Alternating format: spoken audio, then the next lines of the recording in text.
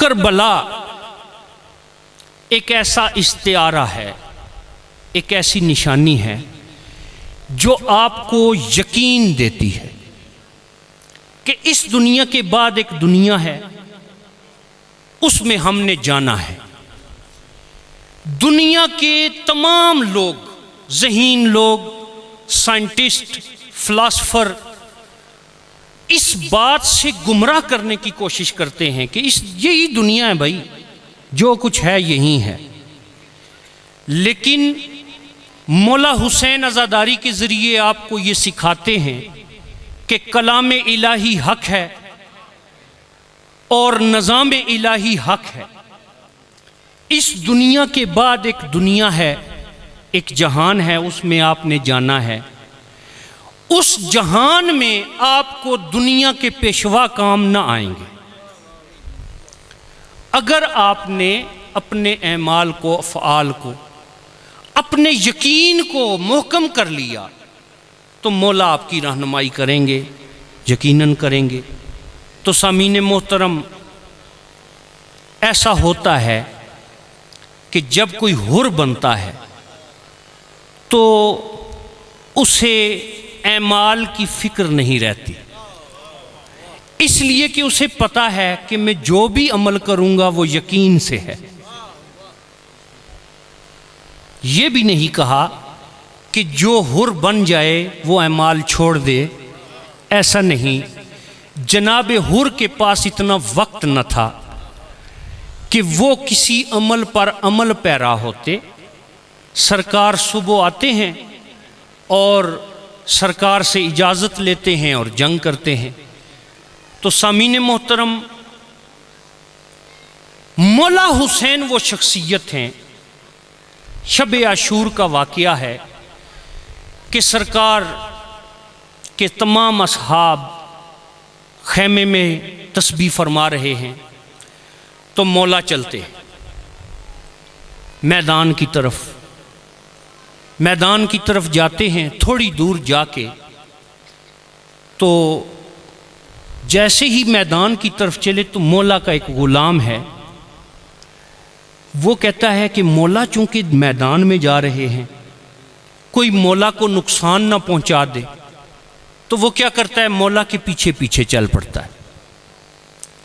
थोड़ी दूर ही गए थे, मौला ने एक जगह को साफ किया अपनी अबा के साथ। फिर थोड़ी दूर गए, फिर एक जगह आई, मौला ने वहाँ से कंकर हटाए। वो ग़ुलाम पीछे पीछे है, मौला ये क्या कर रहे हैं? तो मौला ने बग़ैर देखे हुए आवाज़ दी।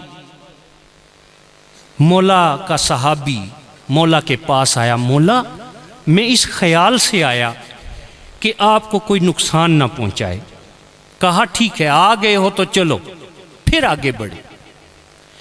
फिर मौला ने एक जगह को साफ किया, बढ़ते गए, मौला सफाइयाँ करते गए। अब वो ग़ुलाम है, पूछने की जुर्रत भी करना चाह रहा है लेकिन पूछ नहीं पा रहा। तो मौला ने उसके चेहरे को देखा और कहा कुछ पूछना चाहते हो? मौला पूछना चाहता हूँ। मौला ये जगह जगह आप सफाई क्यों कर रहे हैं? कहा ये जगह जो है ना, यहाँ मेरा हबीब गिरेगा, उसे कोई पत्थर न लगे। ये जो जगह है यहाँ मेरा जौन गिरेगा, यहाँ मुस्लिम बिन औसजा गिरेंगे। एक जगह को मौला ने यूं हसरत से देखा,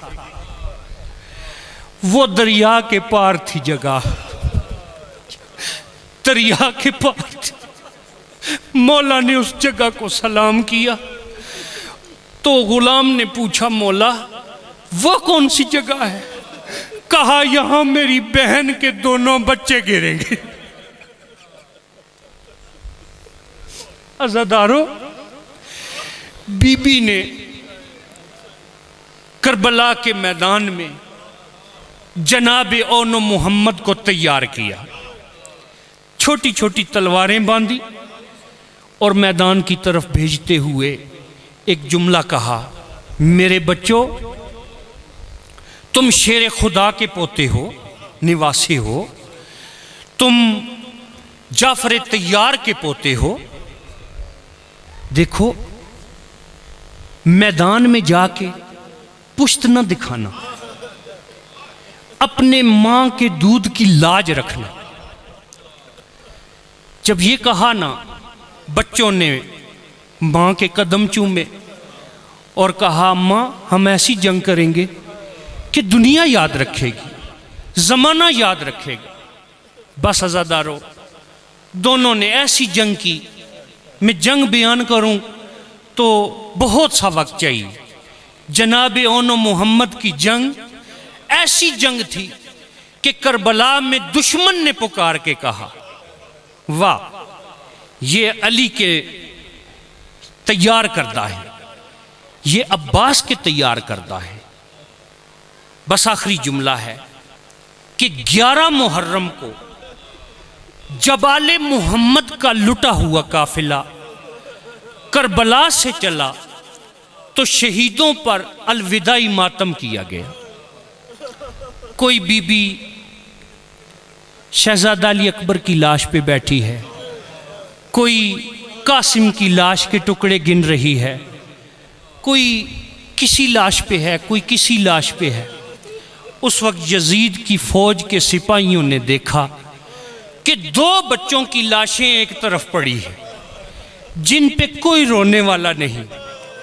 उन्होंने जनाब सज्जाद से कहा, देखें हुसैन के बेटे, हम दुश्मन ज़रूर हैं लेकिन ये मंजर देखकर हमारा दिल भर आया है। क्या इन बच्चों का कोई वारिस नहीं? क्या इन पे कोई रोने वाला नहीं? बीमार करबला उठे, भाइयों का सर गोद में लिया और कहा, ये 2 बच्चे नहीं, मेरी फूफी की पूरी नस्ल है